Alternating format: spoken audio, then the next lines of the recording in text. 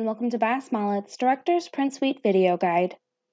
My name is Kai, and today I will be showing you how to print Precious Memories white border thank you cards.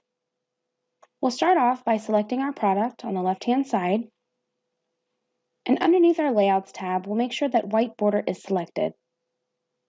Next, we'll click on the Print Information tab to view the dimensions needed to print this product. For more visual assistance, take a look at the videos listed on the left-hand side.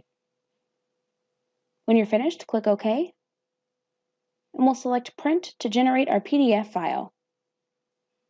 If you haven't set your computer to do this automatically, please see our how-to video on the process. At this point, we typically suggest to view both the front and back of the template to be sure that everything is loaded correctly. Once you're satisfied with the results, click File, Print, and we'll begin editing our printer settings. Starting from the top, we'll select the desired printer.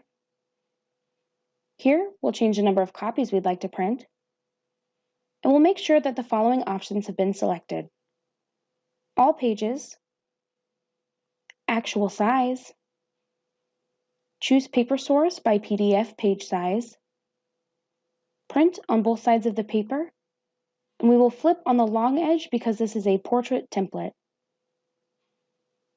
On the right-hand side, we'll want to make sure both the document size and paper size match in both width and height. From there, we'll go into the Advanced Properties and change a few things at the bottom. The document size and orientation will remain the same. The ink will be changed to color. On the right-hand side, we have the option to choose our input tray. Today, I will be using the bypass tray. And last but not least, we have the paper type, and this will always be thick 1 in order to ensure that the ink will stick onto the paper. At this point, we can register our current settings, creating a one-click preset.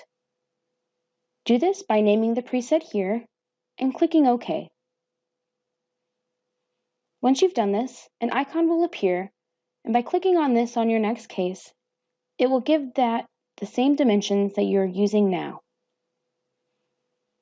Once you're finished, click OK, and we'll be ready to print.